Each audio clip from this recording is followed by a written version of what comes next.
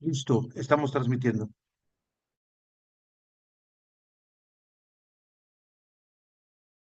Listo, estamos transmitiendo. Muy buenas tardes, tengan todas y todos. Estamos transmitiendo desde este espacio virtual de el Cuerpo Académico Estudios Interculturales de la Universidad Veracruzana, pues debido a la situación climática que estamos viviendo aquí en el estado de Veracruz. Pero nos da mucho gusto conectarnos, que no se haya suspendido este importante evento, esta presentación del libro que nos reúne, que es Educación Intercultural desde Abya Yala, discursos contrahegemónicos y experiencias pedagógicas alternativas, el cual fue coordinado por Cristian Cruz, Diana Ávila, Verónica Luna y Sebastián Granada, de Quito, Ecuador, en el año 2025. Para este evento tenemos la presencia de diferentes comentaristas, algunos son doctorantes del doctorado en estudios en investigación educativa de la Universidad Veracruzana. Nos acompañan el día, también está con nosotros, por supuesto, el coordinador y una postdoctorante también de nuestro cuerpo académico. Nos acompañan el día de hoy Jaime Humberto Sapi Bello, Mariela Viridana Madrid González, José María Soto Recio, Paola Andrea Vargas Moreno, Cristian Cruz Cruz. Entonces, para poder iniciar esta presentación del libro, vamos a darle la palabra a uno de los coordinadores, que es Cristian Cruz. Adelante. Hola, buenas tardes a todas y todos. Un gusto saludarles a la distancia y bueno, esperando que las condiciones climáticas en Veracruz mejoren, que las familias no estén tan afectadas por esta situación climática que se está viviendo. Bueno, agradecerles a quienes nos van a apoyar con la presentación de algunos de los capítulos que integran esta obra colectiva y nos encargamos de construir en dos equipos, en el marco de dos equipos de trabajo, el Seminario de Educación Intercultural en América Latina de la UNAM y el grupo de profesores y profesoras de la carrera de Educación Intercultural Bilingüe de la Universidad Politécnica Salesiana de Ecuador, Quito. Muchas gracias a quienes nos van a apoyar con esta presentación. Gracias a la Universidad Veracruzana por abrir las puertas, en este caso del Zoom, para poder realizar esta actividad. Y bueno, mire, yo les voy a contar un poco sobre la obra. Y bueno, Paola me ayudará a complementar algunas cuestiones más en términos de las discusiones que hemos sostenido a través del Seminario de Educación Intercultural en América Latina. Y bueno, esta obra que se presenta el día de hoy es un libro es un libro metido en el ropaje de la revista Pueblos Indígenas y Educación número 69, ¿no? En muchas ocasiones le hemos llamado el libro revista porque tiene realmente las características de un libro, pero está dentro de esta revista Pueblos Indígenas y Educación número 69, que cuenta con una historia. Ahorita voy a comentar algunos aspectos sobre eso, ¿no?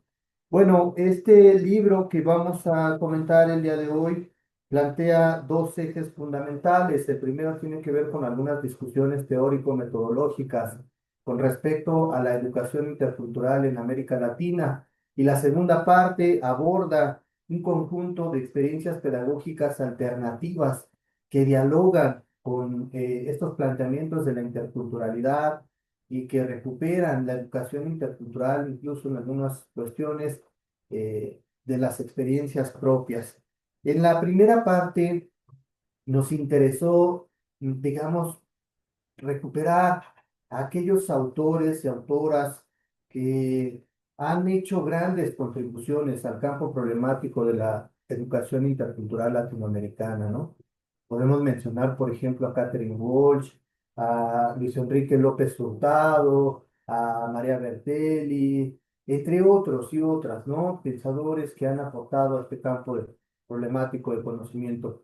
Nos encargamos de llevar a cabo algunas lecturas profundas con la intención de pensar o repensar más bien estos planteamientos, ¿no? Que de alguna manera son de interés colectivo para todos los compañeros y compañeras que formamos parte del Seminario de Educación Intercultural en América Latina. Eh, bueno, de ahí la idea de que, bueno, en la primera parte eh, discutiéramos en profundidad, perdón, la cuestión de la educación intercultural, cómo se ha habitado este significante, cuáles son los posicionamientos epistémicos y teórico-metodológicos, ¿no?, que se han creado a lo largo y ancho de América Latina.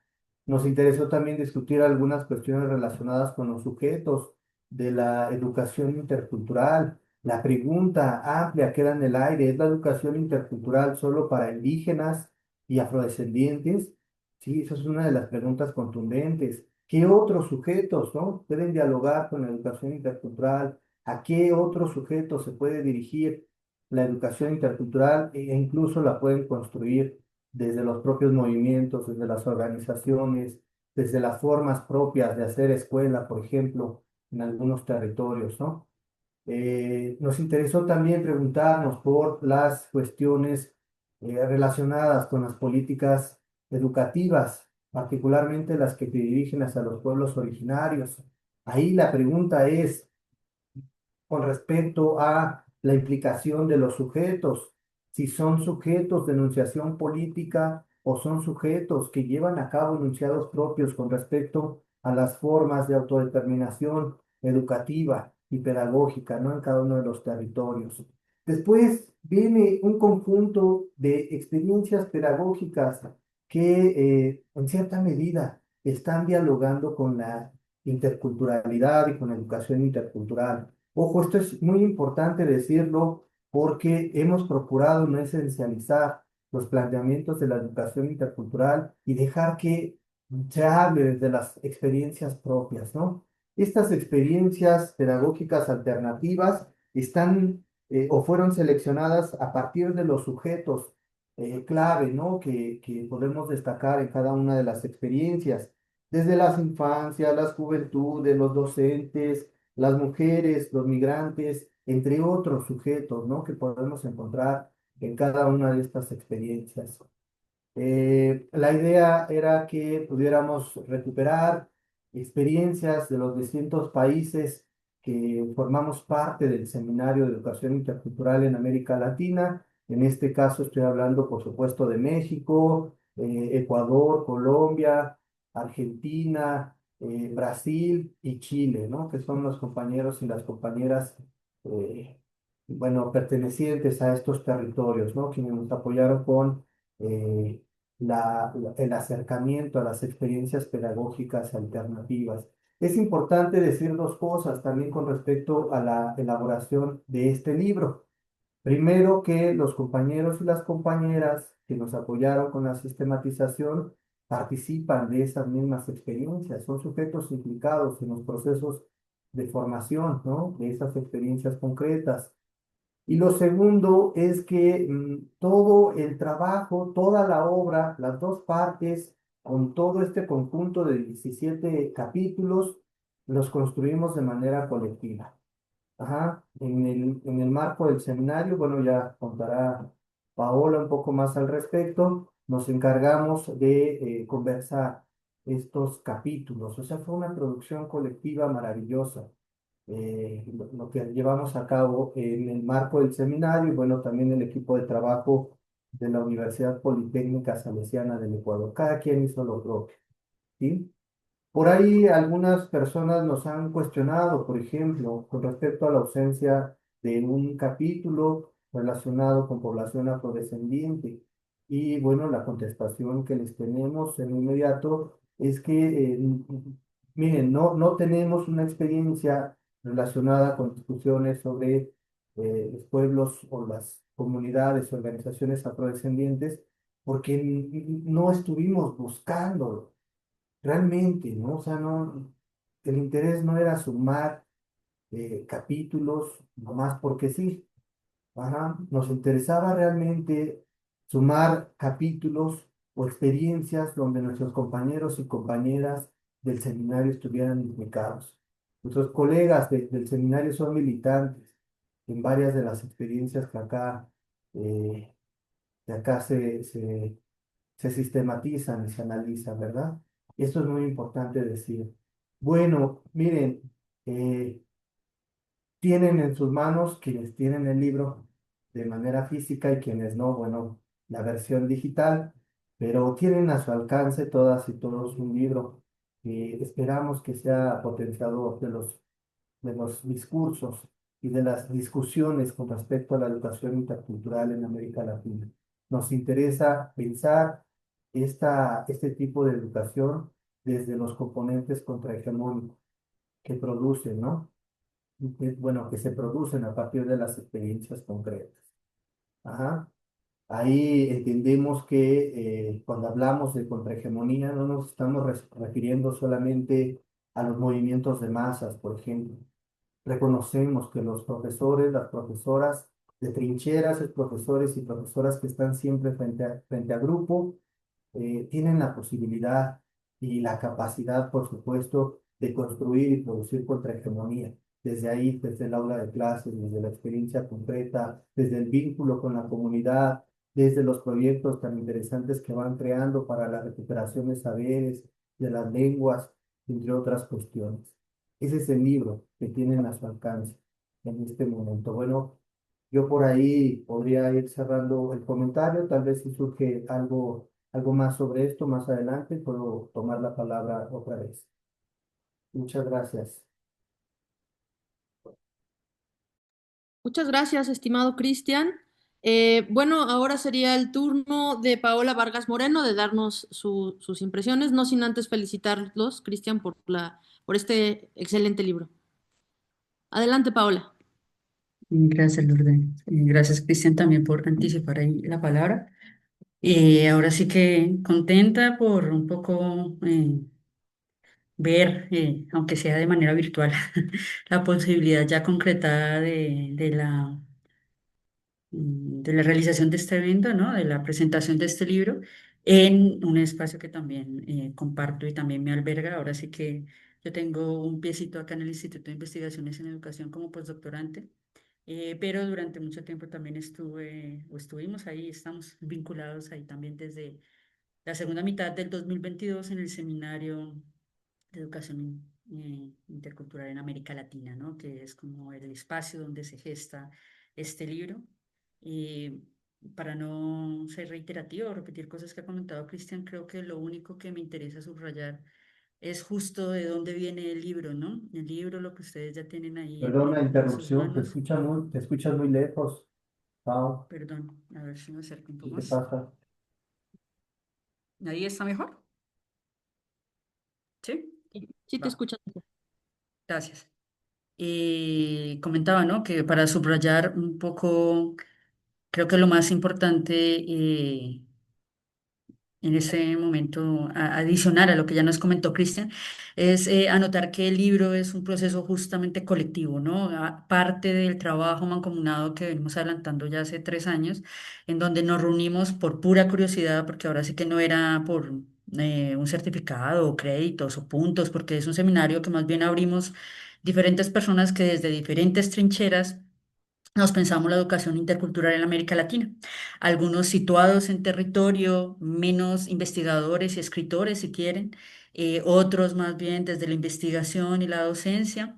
Y desde aquel entonces se conformó un grupo muy interesante de diferentes latitudes. De México, ya nos comentaba Cristian, pero México, en Ciudad de México, en Oaxaca, en Nayarit, en Puebla, ¿no? Pero también algunos compañeros de Ecuador, de Chile, de Argentina y de Brasil que se fueron sumando a esta curiosidad. Nos pusimos unas tareas, ¿no? Preguntarnos un poco, pues, cuáles eran las disputas que posibilitaban la construcción de proyectos pedagógicos alternativos, contrahegemónicos, que se colocaban como apellido intercultural, ¿no? Y luego la segunda pregunta que nos reunía era, bueno, ¿y qué entiende cada colectivo, cada investigador, cada proyecto por intercultural? ¿Qué es eso de lo intercultural? ¿Cuál es el llamado ontoepistemológico que hay detrás de la llamada intercultural de cada uno de estos proyectos? Y luego, ¿cómo se concretaba eso? ¿Cómo se hacía operativa la interculturalidad en esos procesos pedagógicos, ¿no? Esas tres grandes preguntas fueron las que por 2 años por lo menos nos tuvieron cada martes reunidos, primero consultando, reflexionando, leyendo algunos trabajos más de corte académico, después algunos otros más de corte empírico, sistematizaciones de experiencias. Y cuando ya dijimos, bueno, tenemos algunas cositas que decir, pues nos pusimos a escribir. Y como mencionaba Cristiano, nos pusimos a escribir de manera colectiva. Hay pocos capítulos que son autoría individual. La mayoría refieren a experiencias concretas en diferentes latitudes de toda Abya Yala, de pronto con excepción de los tres primeros que tienen un corte, tres, cuatro primeros que tienen un corte más teórico. Pero yo creo que eso me interesaba subrayar del proceso, ¿no? El proceso fue un poco parido de la curiosidad, de la pregunta, de retarnos a autorreflexionar sobre, bueno, sí, todos muy interculturales, pero capaz no entendemos lo mismo por intercultural. Capaz en nuestras trincheras desde lo político, desde lo pedagógico, desde lo operativo, lo intercultural, perdón, la interculturalidad tiene retos diferentes, situados en proyectos de larga duración diferentes, tiene posibilidades y potencialidades diferentes. De eso va un poco el libro. Y ahora sí, no me gustaría, digamos, irme sin agradecer tanto a Lourdes y a Gunther por habilitar el espacio, pero sobre todo pues ahora sí que a Beto, a Viri y a Chema, nuestros doctorantes y comentaristas, porque bueno, se dieron la tarea de leernos y de hoy presentar capítulos puntuales de la obra. Entonces, muchas gracias y ya después, cuando vengan las preguntas, volvemos al micrófono. Muchas gracias, querida Paola. Bueno, para los que acaban de entrar al Facebook, que están siguiéndonos y llegaron un poquito tarde, les comento, estamos en la presentación del libro Educación Intercultural desde Abya Yala y ahora es el turno de los comentaristas que son doctorantes de la Universidad Veracruzana. Vamos a comenzar con Jaime Humberto Sapi Bello. Adelante.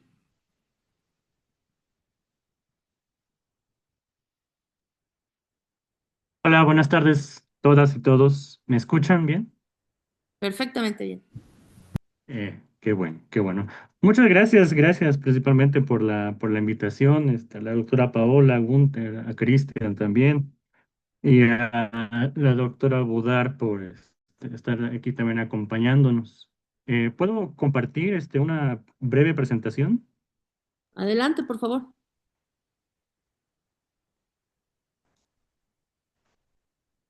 Ustedes nada más díganme si ya la ven.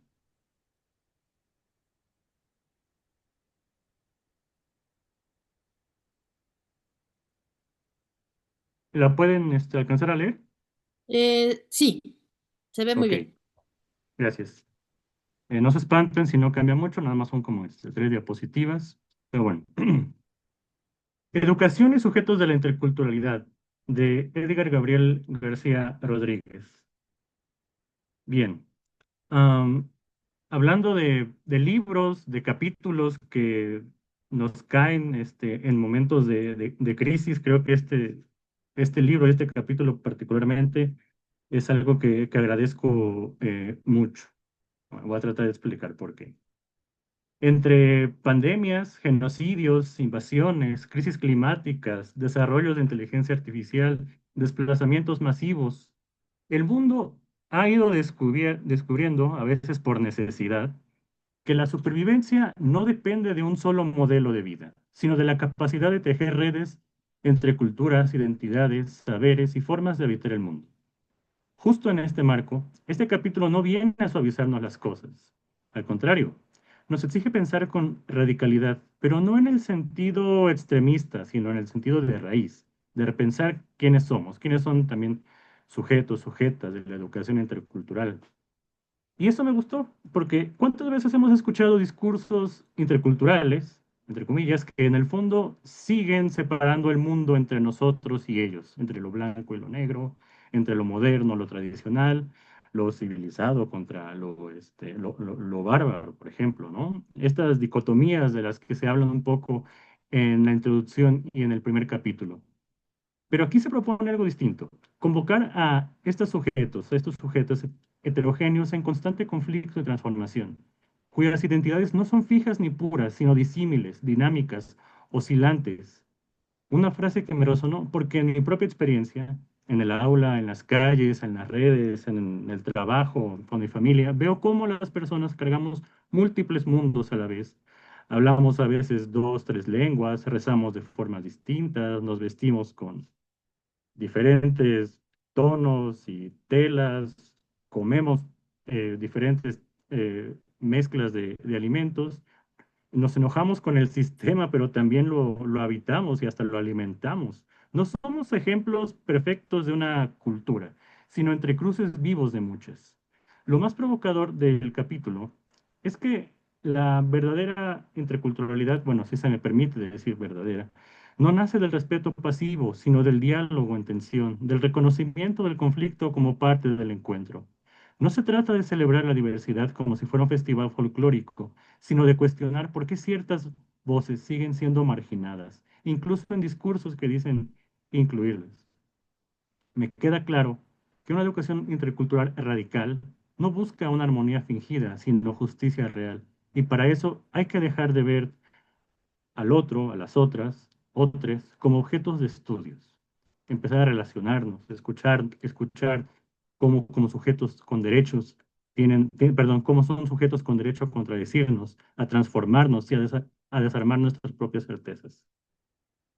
Este texto nos llama a una intimidad con los problemas de nuestro tiempo, nos llama a estudiarlos, a sentirlos, a nombrarlos desde donde vivimos, trabajamos, estudiamos. Eh, una pregunta incómoda que me deja este capítulo es, ¿estamos construyendo, digo, como grupo, quizá como universidad, como institución, como colectivos, ¿estamos construyendo interculturalidad o solo desplazando viejas jerarquías con nuevos vocabularios? Porque aunque hoy proliferan universidades interculturales, discursos oficiales que hablan de diálogos entre pueblos originarios, entre pueblos afroamericanos, afromexicanos, la realidad sigue marcando por siglos la exclusión que comenzaron, algunos dicen en 1492, pero pienso que es muchísimo tiempo más atrás. No con un encuentro, sino con invasiones, etnocidios y una lógica que aún hoy define quién cuenta como sujeto válido y quién no. Me parece muy pertinente la crítica al hecho de que la interculturalidad se haya anclado casi exclusivamente al sujeto indígena, como si fuera una categoría homogénea, cuando en realidad existen cientos de pueblos, lenguas, formas de vida distintas, comunidades, colectivos.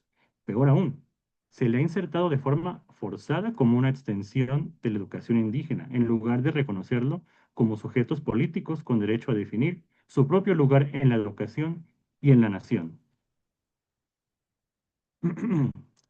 El texto también nos presenta contradicciones dolorosas, ¿no? Vemos planes nacionales de desarrollo, vemos hablar de respeto, justicia, diálogo en las prácticas, pero vemos, nos insertamos nuevamente en políticas asistencialistas y que tratan a los pueblos indígenas como receptores pasivos, sino como protagonistas. La interculturalidad no es un tema más del currículo, es una apuesta ética y política por decolonizar la educación. No hablamos de incluir a pueblos originarios, pueblos afromexicanos, afroamericanos, afroestadounidenses en un sistema que los ha marginado, sino de reconstruir ese sistema desde sus saberes, lenguas, formas de entender el mundo, conocimientos. Porque, como dice el texto, la interculturalidad no nació para decorar el sistema, nació para transformarlo. Entonces, tenemos los principios, las declaraciones, las universidades, pero seguimos luchando en, digamos, lo esencial. ¿De qué sirve que la educación intercultural enseñe respeto, entendimiento, solidaridad entre los grupos, si en la práctica los currículos siguen diseñados desde una lógica homogeneizadora que ignora las realidades concretas de pueblos originarios, de comunidades, de colectivos? Y creo que el corazón del texto también va por este rumbo. Las políticas públicas en México y posiblemente gran parte de América Latina, siguen centradas en una lógica de uno para todos, con programas estandarizados que no se ajustan a las lenguas, cosmovisiones y necesidades reales de comunidades que han resistido 500 años o mucho más de colonialismo. Y el texto va aún más allá. No va solo de atender a poblaciones indígenas o poblaciones en situación de vulnerabilidad, sino de interculturalizar toda la educación, en todos los niveles, para todas, para todos, porque en un país como México nadie está fuera de la interculturalidad. Creo que todos habitamos en las intersecciones de lenguas, memorias, tradiciones, luchas. El llamado creo que es claro, no basta con crear instituciones con la palabra intercultural en el nombre, tenemos que revisar con honestidad, rigor, eh, cada programa, cada política, cada aula, porque si hablamos de verdadera interculturalidad, esta no se decreta, se construye desde el contexto con participación y con respeto radical por lo que aún no somos, pero me gusta esa frase, pero lo que podemos llegar a ser. No se conforma con la existencia pasiva, con la coexistencia pasiva, perdón. Exige diálogo real, poder compartido, currículos decolonizados y sujetos heterogéneos que no se dejen encasillar. No se trata de tener culturas distintas, sino de tejer relaciones entre ellas desde la justicia, no desde la caridad. No queremos una sociedad que tolere al otro o a las otras. Queremos una sociedad que escuche, que aprenda, que se relacione, que se transforme con ellos, que nos transforme, vaya. Porque esta nueva interculturalidad, si le podemos decir así, no es un adorno, también es una revolución ética, un llamado a no conformarnos. En su sentido más profundo, no es un programa escolar ni una política de Estado. Es un acto de rebeldía contra siglos de silenciamiento. Y lo más poderoso es que no se queda en lo indígena como objeto de estudio, sino que lo reconoce como sujeto activo, pensante, transformador. Y desde ahí abre puertas a otras comunidades, otros colectivos que han sido marginados, afrodescendientes, mestizos con identidades particulares, campesinos, sujetos rurales, indígenas urbanos, universitarios, teóricos, una ruptura muy interesante comparado con la idea folclórica, ¿no?, de las tradiciones. Veo el texto aún más lejos porque propone que la interculturalidad incluya movimientos sociales como sujetos y que la categoría de pueblo sea un espacio vivo, no una etiqueta. Y en un giro profundamente político, y que en lo personal me agrada bastante, nos invita a considerar a nuestro entorno, a la naturaleza, a los animales, a las plantas, al territorio como sujeto de derechos. Lo que más me interpela de este fragmento es su insistencia en que el sujeto de la interculturalidad no es un tipo, sino un ser en movimiento histórico, contradictorio, inacabado, capaz de afirmarse y negarse a sí mismo en las prácticas cotidianas. Como dicen Arturo Roig y Paulo Freire, el sujeto no tiene historia, la habita, la disputa, la transforma, y en esa tensión radica su dignidad. Y bueno, ya más para finalizar, una paradoja dolorosa. Aunque la interculturalidad nace para reconocer esta heterogeneidad radical, termina muchas veces reproduciendo lo que critica. ¿Cómo? ¿Por qué? Al fijar al sujeto indígena como el destinatario natural de sus políticas, como si fuera una categoría homogénea, estable y separada del resto. Así, incluso en discursos progresistas se sigue operando con lógicas coloniales. Se define por nosotros quiénes son los sujetos válidos, cuándo cuentan como indígenas, solo si viven en el campo, solo si hablan su lengua y quiénes quedan fuera del marco. La diferencia entre decir sujetos heterogéneos y etiquetar sujetos por definición constriñe o reduce más bien la libertad del saber y del quehacer. Nombrar no es neutral. Cuando decimos educación intercultural para indígenas, por ejemplo, ¿estamos abriendo espacios o estamos construyendo nuevas jaulas conceptuales? Creo que se escuchó raro eso de jaulas conceptuales ahora que lo leí, perdón. Y lo más urgente, la heterogeneidad no es sinónimo de mestizaje folclórico. El mestizaje, como una categoría histórica en América Latina, ha servido muchas veces para borrar jerarquías. Nos dicen todos somos mezcla de todo, ¿no? Y así se evita hablar del racismo, de despojo, de poder. En cambio, esta heterogeneidad reconoce las desigualdades sin resolverlas en una falsa armonía. El sujeto heterogéneo, radicalmente histórico, social y en diálogo constante, no puede ser reducido a una casilla en un formulario. Son los campesinos que defienden su milpa, son las abuelas que cura con plantas, votan en las elecciones. Son los jóvenes que escriben y recitan poesía en TikTok. Han sido mis maestros, mis jefes, incluso el empresario que se queja siempre de algún movimiento social, los colectivos afros que exigen territorios, mi familia, incluso con quienes no me he llegado a llevar en muchas ocasiones, todas ellas, todos ellos, en sus contradicciones, somos sujetos plenos de la interculturalidad, o bueno, más bien de que la atravesamos. Al final este capítulo me recuerda que no se trata de incluir al otro en nuestro mundo, sino de reconocer que ya estamos construyendo otro mundo, o bueno, ya están construyendo otro mundo, y que ese mundo sí nos interpela a todos. Muchas gracias, y una disculpa al autor por si malinterpreté sus palabras. Muchas gracias, Humberto. ¿Podrías dejar de compartir pantalla, por favor? Claro. Muchas gracias. Bueno, estamos transmitiendo en vivo desde el Facebook de Intersaberes. Les recuerdo que esta obra es de acceso abierto, entonces pueden ir a la página de Intersaberes ahí en Facebook y ahí van a encontrar el link para poder descargarlo. Le damos la palabra a la maestra Viridiana Madrid, quien es también doctorante del doctorado en investigación educativa. Adelante. Hola, ¿qué tal? Buenas tardes a todos. Primero quiero agradecer muchísimo a los organizadores por la oportunidad de poder participar en la presentación de esta obra colectiva y que pone en el centro, ¿no?, las pedagogías contrahegemónicas y experiencias de algunos pueblos originarios. Yo me enfocaré específicamente en el capítulo de Hernán Hermosa Mantilla, que se llama Experiencias interculturales de escritura en castellano como segunda lengua, el caso de la obra colaborativa Cuentos de nunca acabar, y que analiza justo una experiencia de escritura intercultural en quechua y el castellano en la Universidad Politécnica Salesiana de Ecuador.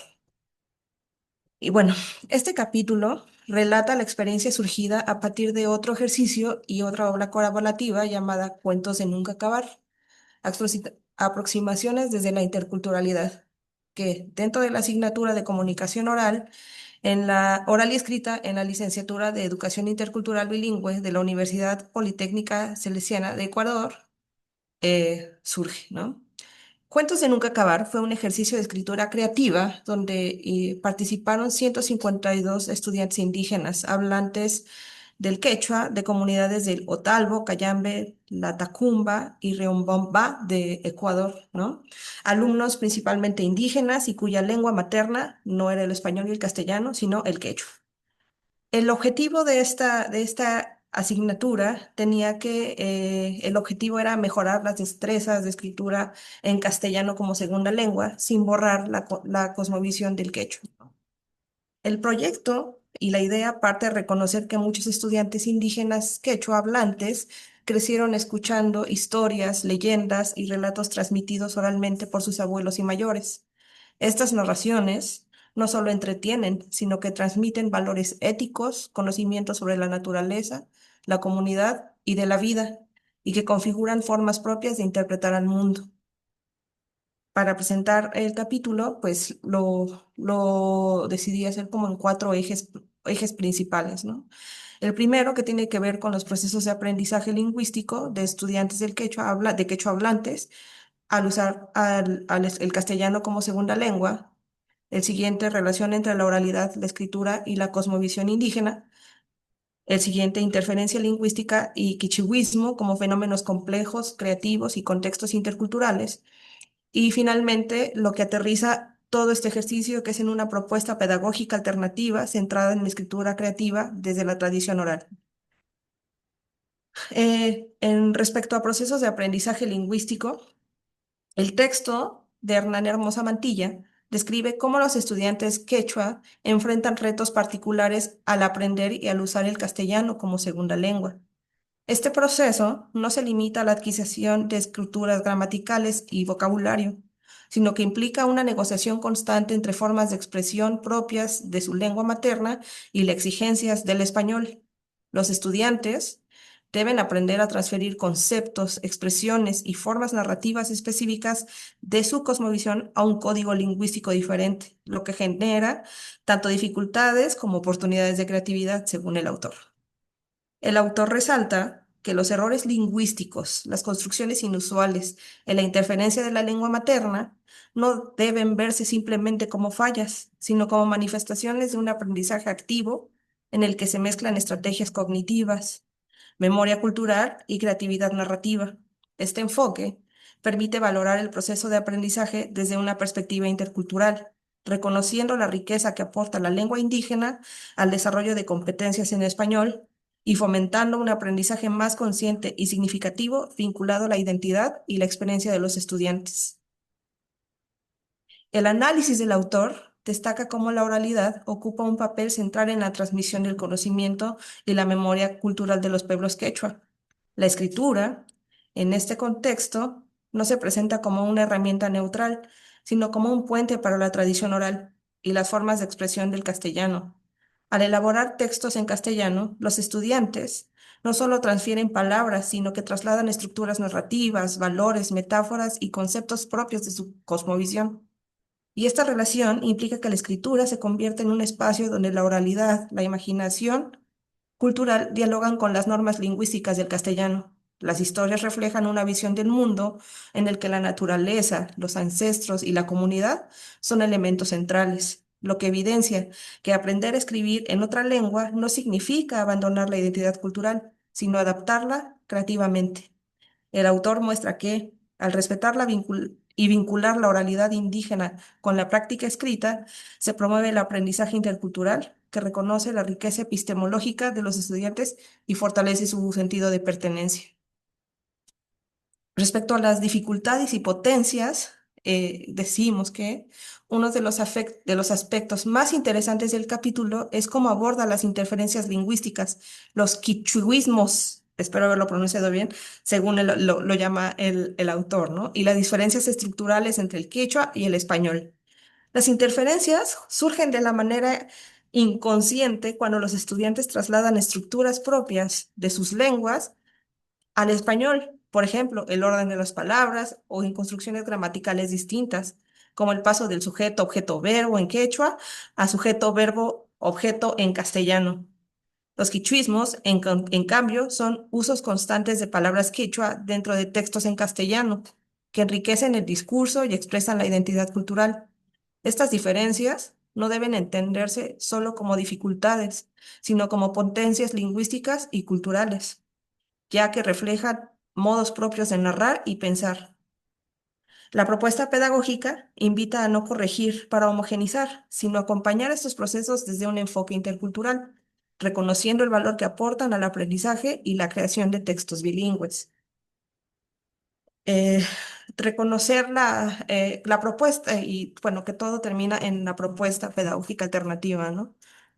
Que a mi parecer es uno de los ejes más potentes del capítulo del autor, ¿no? Porque muestra, muestra cómo la escritura puede convertirse en una herramienta transformadora cuando parte de las formas propias de narrar de los pueblos indígenas.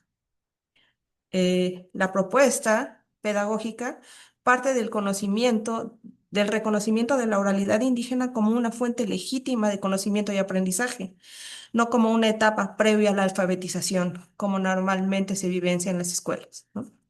En las comunidades quechua, la tradición oral ha transmitido durante generaciones valores, cosmovisiones y conocimientos sobre la vida comunitaria, la naturaleza y la historia. Es una práctica viva que forma parte de la identidad colectiva y que estructura el pensamiento narrativo de los estudiantes. Plantea también que la enseñanza de la escritura debe, y cito, reemplazar los cuadernos por el lienzo de la naturaleza y los lápices por la imaginación. Esta metáfora representa una pedagogía que se aleja de la memorización, el silabeo y la repetición, y que cambia, y en cambio estimula la creatividad, el pensamiento crítico desde la propia cultura. En lugar de aplicar métodos convencionales de enseñanza de la escritura en segunda lengua, basados en ejercicios gramaticales y textos escolares rígidos, la propuesta consiste en invitar a los estudiantes a escribir cuentos originales en castellano y en su propia lengua también, y a partir de relatos orales de su comunidad, sus propias experiencias y su cosmovisión. Esto implica usar personajes y escenarios tradicionales, recuperar valores comunitarios, respetar la lógica narrativa propia sin imponer modelos occidentales en la escritura. Los docentes que acompañan el proceso no desde una corrección normativa, sino desde el reconocimiento de las particularidades lingüísticas de los estudiantes, fortaleciendo su capacidad de expresarse en castellano sin negar su identidad. La estrategia logra varios objetivos a la vez. Fortalece la competencia lingüística en el español como segunda lengua, afirma la identidad cultural de los estudiantes al reconocer el valor de su tradición oral, democratiza la producción escrita al permitir que narrativas comunitarias ingresen en espacios académicos y editoriales y genera procesos de aprendizaje significativos y afectivos, porque los textos nacen desde su propio contexto y no desde modelos ajenos. Al cerrar esta presentación, nos queda claro que la educación intercultural no se trata de solo enseñar un idioma, sino de crear espacios donde la voz de cada estudiante pueda resonar desde su propia historia y cosmovisión. La experiencia de los estudiantes de quechua nos recuerda que la tradición oral, la creatividad y la identidad cultural son pilares que no deben perderse al aprender un nuevo código lingüístico, sino que deben ser honrados y potenciados. Muchas gracias. Muchas gracias, Viridiana. Bueno, pues es el turno de José María Soto Recio. Adelante, por favor. Hola, buenas tardes a todas y todos. Esta tarde me toca comentar otro de los capítulos del libro y para ello me permito proyectarles pues, una presentación para ir guiando los- mi participación. Me avisan si la pueden ver. Sí, Ok, bien. Bueno, a mí me tocó el primer capítulo. eh, que se titula Caminar preguntando hacia una problematización sobre la educación intercultural en América Latina, escrito por Cristian Aarón Cruz Cruz y Paola Vargas. Bueno, eh, bueno, mi presentación gira en torno a 5 ejes y comience.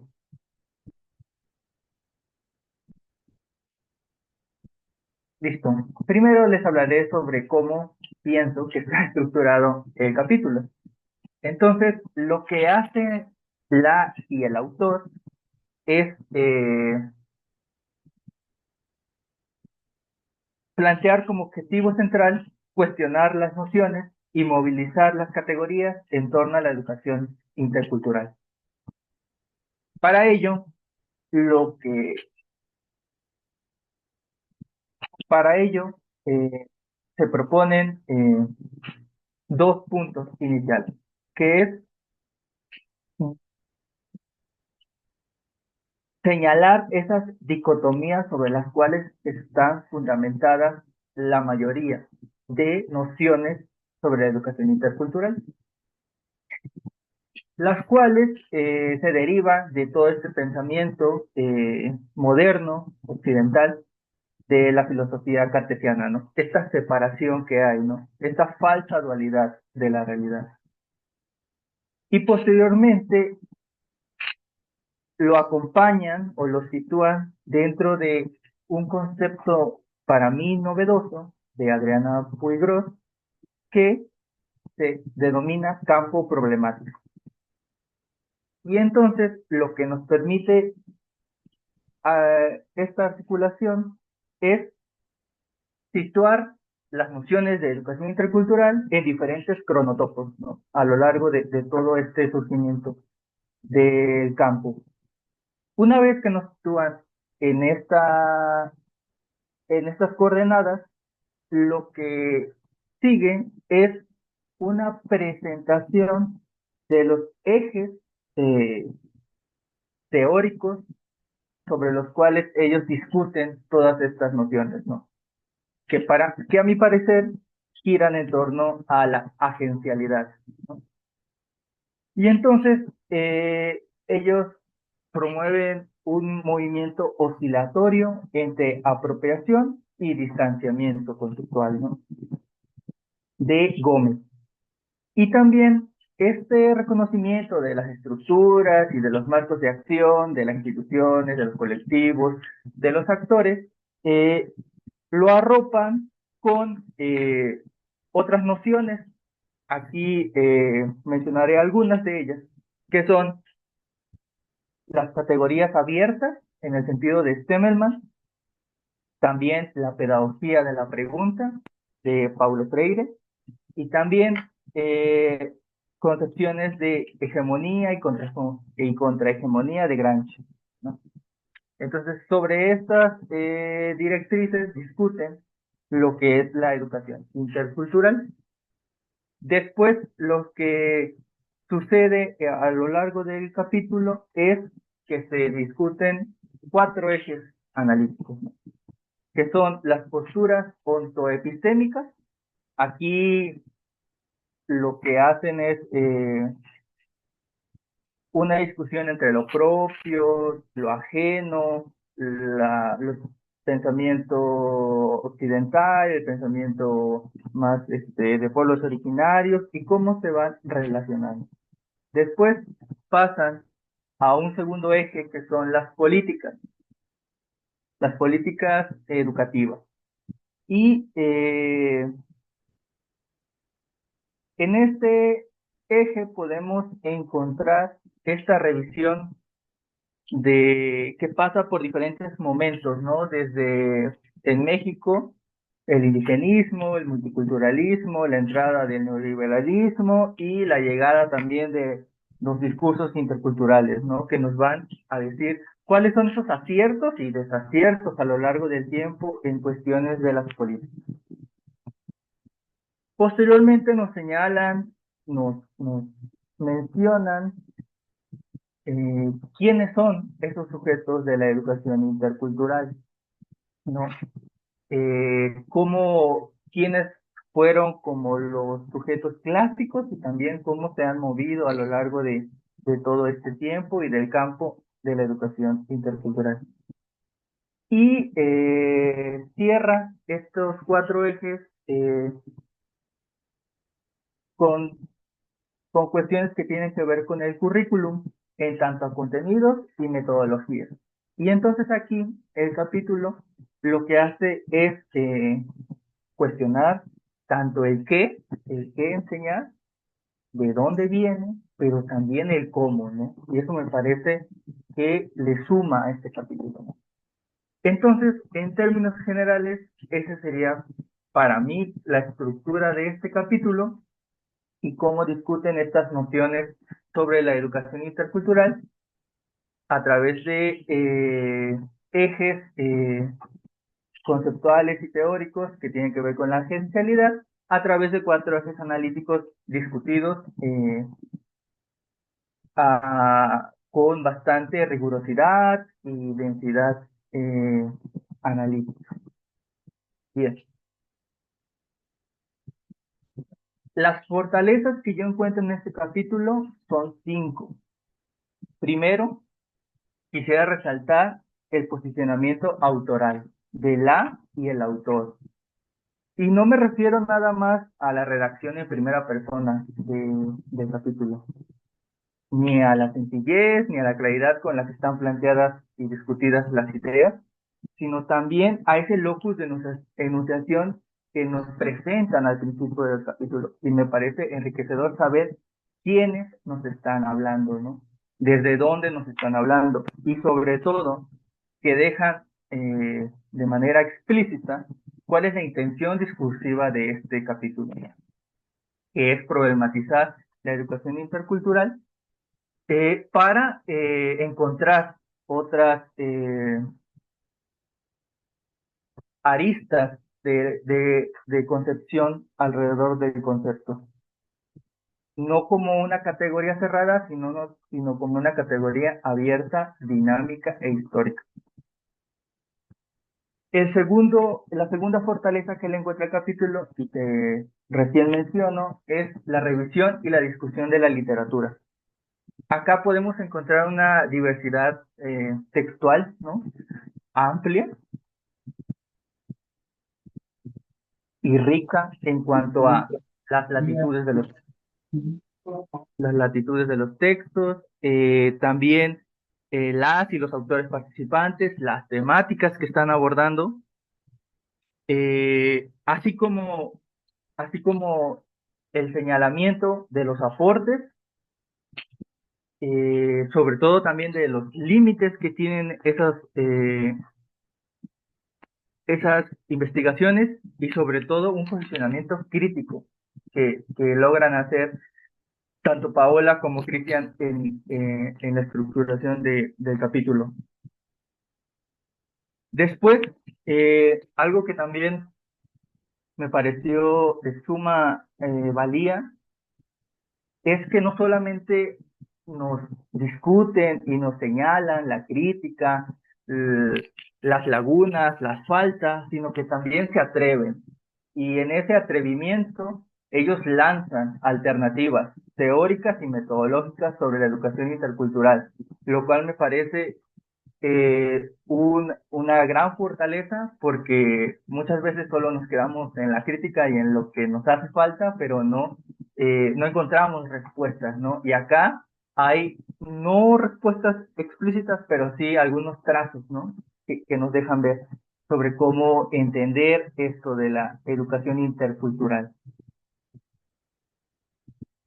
Y después, cómo esas alternativas que ellos lanzan, teóricas y metodológicas, a lo largo del capítulo, nos van dibujando algunos otros horizontes posibles de cómo entender la educación intercultural en Abya Yala.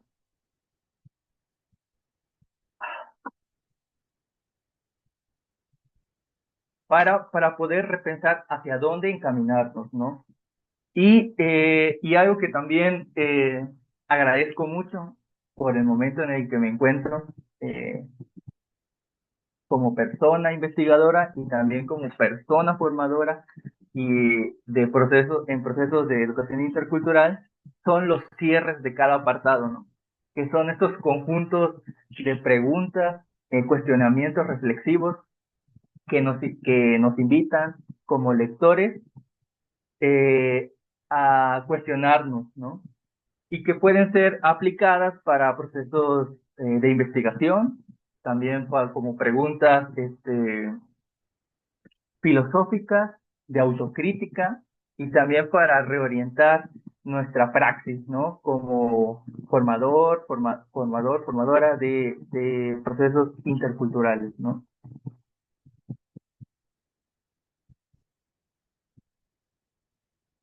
Bien, ahora quisiera hablarles desde mi lectura cuáles serían esas áreas de oportunidad que tiene el capítulo, ¿no?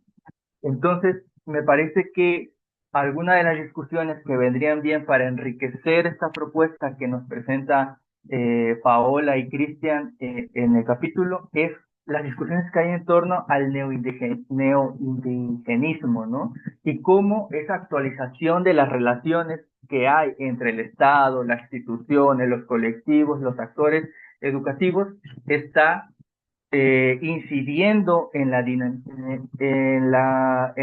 el desarrollo de procesos interculturales, ¿no? Ya sea formales, informales, etcétera, ¿no? La segunda área de oportunidad que reconozco para el capítulo sería también estas discusiones que hay en torno a las nuevas ruralidades, ¿no?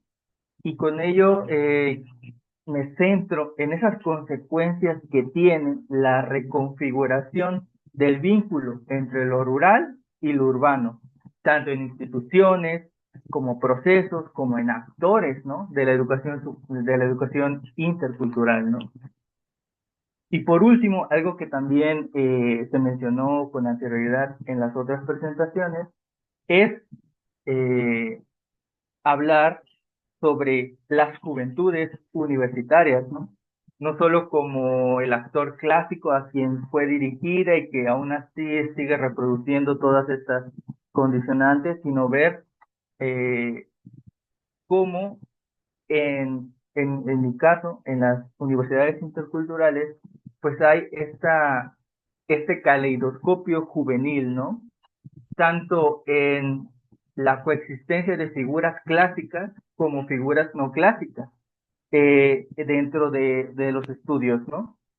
Entonces, ahí hablar sobre sí, como está también retratado en múltiples investigaciones sobre los estudiantes indígenas, pero también sobre los estudiantes, sobre las juventudes rurales, campesinas, incluso las juventudes urbanas que están teniendo presencia en la educación intercultural, ¿no? Que justo va apuntando hacia qué tipo de educación intercultural es necesaria en este momento, ¿no? Bien, continúo con cuáles fueron mis aprendizajes derivados del capítulo, ¿no? Y el primero de ellos, el que está a la base, es la trascendencia de las determinaciones dicotómicas, ¿no? Que muchas veces han orientado diversos estudios de la educación intercultural, pero que son una falsa como polaridad de estas iniciativas, de estos procesos, ¿no? Como lo oficial también puede tener algunos matices, como también lo comunitario, lo civil, lo alternativo, cómo se entrecruzan diferentes factores, ¿no? El segundo aprendizaje que tuve al hacer mi lectura es esta noción de construcción de un campo problemático, ¿no? Ver así a la educación intercultural para poder establecer marcos sociohistóricos que nos digan cómo están creados las distintas iniciativas, de dónde se derivan, porque como bien se señala en el texto, lo alternativo está vinculado a lo hegemónico, ¿no? Y cómo cambia a lo largo del tiempo, ¿no? Entonces, ver ese rastreo, ese posicionamiento sociohistórico, me parece como fundamental a la hora de hablar de educación intercultural. También sigo con otro de los aprendizajes al leer este capítulo, que es el diálogo ontoepistémico, ¿no? Y me quedó mucho una cita, una frase que está en el capítulo, que dice más o menos así: no se trata de invertir el mapa, ¿no? Voltearlo, porque estaríamos posicionando otras eh, dicotomías, ¿no? No cambiaríamos por ahí de fondo, ¿no? Entonces, este diálogo antesistémico que tiene que ver con la recuperación tanto de lo otro como de lo propio, y en esto también conlleva eh, tomar en cuenta aquellas iniciativas de educación intercultural del norte global, ¿no? Y ponerlas en juego en los contextos del sur de Abya, ¿no? En Abya. Bien. Y una que me parece también importante y que justo se ancla a lo que mencioné en una de las áreas de oportunidad es no esencializar a los sujetos, ¿no? No decir que la educación es para, ¿no? Sino es con los sujetos y que ese sujeto es dinámico, es cambiante, es histórico, ¿no? Y que también se mueve en una realidad que es producto y también que puede ser producida, ¿no? Y en ese interjuego es donde es necesario no esencializar a los sujetos de la educación intercultural. Y por último, me quedo con esta reflexión, ¿no? Como formador, sobre la reflexión de contenidos y metodologías, ¿no? Que lo señalan ahí en el último eje analítico, ¿no? De cuáles son esos contenidos, desde dónde vienen, tener esa vigilancia epistémica, diría yo, ¿no? De los contenidos, de lo que sí, pero también de lo que no está, justo eso, de mantener esa vigilancia en ambos sentidos, en diferentes direcciones, y también sobre el cómo, ¿no? Y acá creo que acá también me faltó, por ejemplo, de cómo, ¿no? Que estamos justo en el ese diariamente, ¿no? Y que otros capítulos más adelante quizá están planteadas diferentes formas de cómo acompañar estos procesos, ¿no? Y bueno, voy cerrando porque al igual que ustedes, también durante mi lectura del capítulo me surgieron preguntas, ¿no? Para ir encaminando también. Al leer sus preguntas me surgieron otras preguntas, ¿no? Que tienen que ver con mi praxis, con mi posición y mis actividades, ¿no? Entonces, yo acá planteo 4 preguntas, ¿no? La primera tiene que ver en este momento justo con estos cambios que bien señalaba eh, el compañero Zappi, ¿no? De este mundo volátil. ¿Cuál es el papel, en mi caso, de las universidades interculturales, ¿no? Repensar nuevamente el papel a más de 20 años me parece necesario. También, ¿quiénes son los sujetos de la educación intercultural, ¿no? Preguntarnos quiénes están habitando estos procesos, ¿no? Otra más, y que también acá viene precedida del último punto, del último aprendizaje, es siempre la interrogante constante de qué forma acompañar, ¿no? Los procesos formativos interculturales, ¿no? Y por último, eh, esta pregunta que viene como mucho de mi subjetividad, de lo que me ha pasado, de las experiencias, tanto de investigación como en acompañamiento, de cómo lograr, ustedes en el capítulo está planteado como diálogos ontoepistémicos, yo le cambio acá la connotación y digo, ¿cómo lograr estos diálogos intercontextuales, ¿no? En nuestra realidad inmediata, en los marcos de violencia que hay, ¿no? En el sureste, sobre todo de México, ¿no? Entonces, estas 4 preguntas son como también interrogantes que me surgen a partir y que me ayudan a seguir repensando eh, qué se entiende por educación intercultural, ¿no? Y bueno, yo con esto cerraría mi participación, no sin antes agradecer la invitación a Paola, a Cristian, al Cuerpo Académico de Estudios Interculturales y al Instituto de Investigaciones en Educación por la invitación a comentar y a participar en la presentación del libro.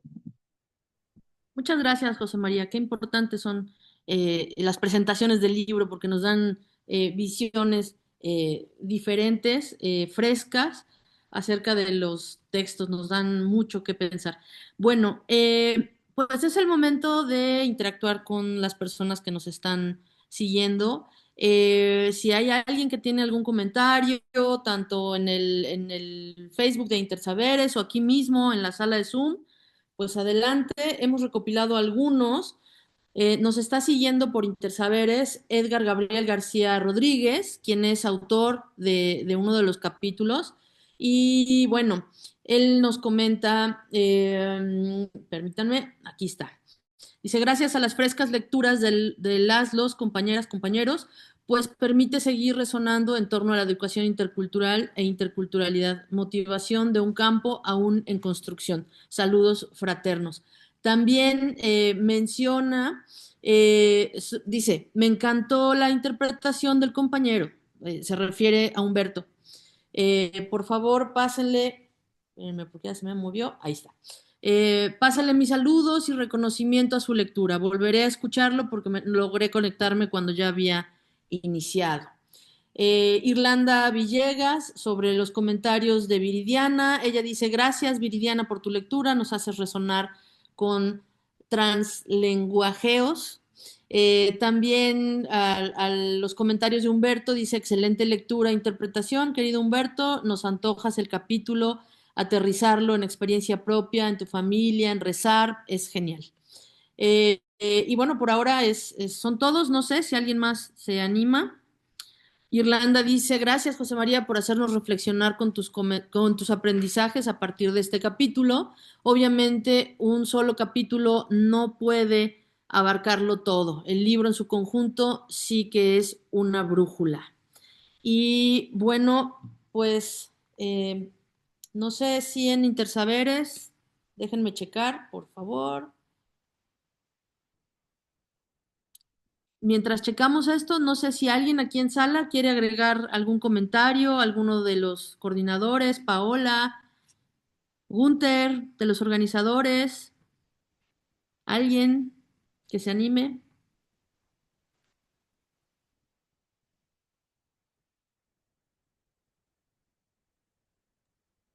Bueno, yo en lo que se animan, no dejar de agradecer la lectura nada de los tres capítulos. Ahora sí que nos llevamos más tareas, más preguntas para este caminar preguntando. Lo decimos personalmente en relación al capítulo, pero también a todo el libro, ¿no? O sea, también está muy interesante la reflexión que nos comparten Viridiana y Beto también. Entonces, yo sí creo que estas grabaciones y estas reflexiones colectivas lo que hacen es sumar a nuestro proceso de aprendizaje para el seminario intercultural. eh, y pues de una u otra manera va estableciendo vínculos interinstitucionales, ¿no? En este caso entre la Veracruzana y el Instituto de Investigaciones y pues allá entre la facultad, entre el Colegio de Pedagogía en la UNAM. Entonces, que un aplauso, una enhorabuena por el espacio. Y nada, así de verdad nos dejan pensando, porque siempre, más allá de si un capítulo abarca o no abarca todo, pues sí hay reflexiones que uno nunca ve, ¿no? O sea, siempre que alguien más nos lea, siempre permite como atinar esos puntos ciegos, ¿no? Que a veces ni siquiera son el centro de nuestras discusiones. Entonces, agradecer mucho su mirada atenta a nuestra escritura. Muchas gracias. Bueno, pues si no hay muchos reenvíos de la presentación y del enlace para descargar el libro. Yo les quiero recordar otra vez que este libro es de acceso abierto. Está el link en el Facebook de Intersaberes. También lo vamos a pegar en las páginas de cada uno de nosotros para que puedan tener acceso inmediato por si no encuentran esta página. Y también que queda grabada esta presentación en el canal de YouTube del Cuerpo Académico Estudios Interculturales de la UB. Entonces, para que lo puedan ver 2 o 3 veces y se sigan animando a leer este importantísimo libro. Bueno, con estos comentarios, con esta estructura que nos hizo favor Cristian y Paola al principio de dar un encuadre general y los comentarios de 3 de los capítulos, pues quedan muchas ganas de seguir leyéndolo y hacernos preguntas y seguir comentándolo entre nosotros. Entonces, pues si no hay algo más, para mí fue un verdadero honor estar esta tarde aquí con ustedes. Adelante, Cristian.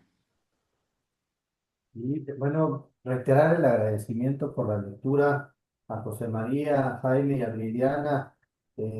Creo que nos llevamos también algunas líneas de reflexión. Como les comenté al inicio, bueno, es parte del seminario que tenemos en la UNAM, el Seminario de Educación Intercultural en América Latina, donde participan colegas de distintas latitudes de América Latina. Bueno, vamos a procurar retomar estas reflexiones que nos comparten ustedes, incluso esta presentación visual que haces, José María, yo le agradezco mucho porque yo he tratado de representar ese capítulo y no lo he logrado, ¿eh? Me gustó mucho, le tomé foto y tengo la captura, ya veré la manera de también trabajar con esa representación. Muchas gracias. Creo que los comentarios son potentes y van muy en el tono de lo que estamos pensando con respecto a seguir problematizando las nociones que se han sedimentado en América Latina con respecto a la educación intercultural, ¿no? Seguir pensando la condición de los sujetos de manera situada, en el entendido de que participamos cotidianamente de relaciones sociales, políticas, económicas, pedagógicas, entre muchas otras, ¿no? Dimensiones que atraviesan a los sujetos y que no alcanza con esencializarlos, ¿no? Es decir, que la educación intercultural es solo para indígenas, ni tampoco casarnos con la idea de la interculturalidad para todos. Qué emborramiento ahí de los sujetos, ¿no? Que han luchado históricamente por construir un tipo de educación propia, un tipo de educación que recupere los saberes de las comunidades le dé un lugar distinto incluso a esa relación que sostenemos cotidianamente con la naturaleza, ¿sí? Ujú. También es importante, ¿no?, seguir pensando con respecto a las cuestiones políticas, eh, eh, donde participan directamente las colectividades o los grupos históricamente subalternizados en América Latina y el Caribe, ¿no?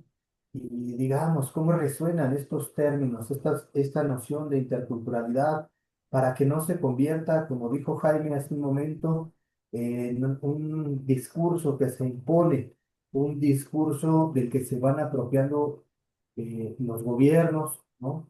El Estado, digamos, en el más eh, en un más amplio reconocimiento, como ha sucedido en el Ecuador, por ejemplo, en Bolivia, ¿no? Y que de repente se van creando lógicas o planteamientos que van folclorizando a los sujetos que habían luchado, ¿no?, por defender este tipo de educación, este tipo de planteamientos. ¿Ah? Entonces, ¿cómo ir trabajando, ¿no?, con esas políticas educativas e ir reconociendo la posibilidad o las posibilidades de autodeterminación de los pueblos y las comunidades, ¿no? Y que cabe la posibilidad de que creen sus propias políticas educativas con respecto a, o en relación, mejor dicho, con la interculturalidad, quienes así lo consideren. Acá en México hay territorios donde se disputa con este discurso que ahora, digamos, el que ahora se apropió el gobierno de la Cuarta Transformación, y en Oaxaca, por ejemplo, ¿no? Hay un capítulo también aquí en el libro donde los compañeros dicen, bueno, en México particularmente es el discurso hegemónico. El diálogo que establecemos con la interculturalidad es en ese entendimiento de que es un discurso que proviene del Estado, que proviene del gobierno en turno, y bueno, nuestro discurso propio es el de la comunalidad. Y vamos a hacer educación comunal y es lo que vamos a defender, ¿no? También se trata de eso, de reconocer que es un tipo de planteamiento, el de la educación o los de la educación intercultural, que hay que situar histórica eh, y socialmente, ¿no? Hay que ponerle coordenadas de tiempo y espacio muy puntuales a los discursos que están emergiendo con respecto a la interculturalidad, porque no todos son transgresores, no todos son subversivos, no todos son, eh, digamos, representativos de las alternativas pedagógicas, ¿no? Hay que seguir colocando ahí la discusión. Y bueno, pues muchas gracias otra vez por este espacio, por la posibilidad del diálogo con ustedes, ¿no? Por las lecturas tan profundas. Ojalá que nos puedan compartir esas presentaciones que tienen, porque las vamos a retomar para el seminario. Y muchas gracias. Gracias a ustedes, Cristian. Una pregunta, para las personas que quieran adquirir el libro en físico, ¿dónde lo pueden hacer? ¿Cuál es su costo? Etcétera. Cuéntanos. No sé cuánto vale, pero lo venden en una librería que se llama Nuestra América, que está ahí en la colonia obrera. Ahí lo están vendiendo. La verdad no sé cuánto cueste, pero debe ser un precio accesible, la verdad, ¿no? Entonces, mm, les dicen que lo recomendamos nosotros para que les den un descuento ahí en la librería. Acá en la Excelente. Ciudad de México, ¿no? Y si no, hay que pedirlo directamente a la editorial Avia Yala, hacen los envíos desde Ecuador y puede llegar el libro. Pero lo fantástico de esto es que es de acceso libre, ¿no? Exacto. Completamente, ¿no? La editorial está de acuerdo con la liberación de este libro para que se circule por todas las partes del mundo posible. Buenísimo. Y no sé si ya les comenté una o dos o tres o cuatro veces que está el link en la página de Intersaberes y que lo vamos a estar compartiendo en los diferentes muros para que todos puedan tener acceso. Siguen cayendo más comentarios y esto está buenísimo. Claudia Morales Silva dice, muchas gracias y felicidades por el libro y por realizar este evento. Mora Harold dice, muchas gracias a los autores por este compartir de saberes y aportes tan importantes. Fabiola de Anda Pérez dice, gracias, es un análisis complejo de las realidades de los pueblos originarios que amplía el tema para hablar sobre él. Gracias, me resuenan sus aportaciones. Gracias, gracias. Vero Luna dice, muchas gracias por las lecturas tan provocadoras para seguirnos pensando en la educación intercultural. Ojalá que podamos coincidir más adelante en un encuentro entre la UB y el seminario. Sería maravilloso construir juntas, juntos. Y Yunuen dice, felicidades por la publicación del libro. Se tiene que celebrar un texto sobre experiencias pedagógicas alternativas para seguir aprendiendo desde los pasos dados en territorios diversos y diversas latitudes de Abya Yala. José Marcial Mamani de Perú dice importantes reflexiones que nos permiten clarificar el tratamiento y la operativización de la interculturalidad en Latinoamérica, puesto que en diferentes disciplinas ha sido manoseado a sus pareceres sin considerar los saberes, conocimientos y la cosmovisión de los pueblos. Muchas felicidades. Bueno, yo les quiero contar que, por supuesto, hubo conexiones de México, ¿no? Obviamente, pero también tuvimos gente que estuvo atenta desde Perú, desde Ecuador, desde Colombia, desde Brasil y desde Chile.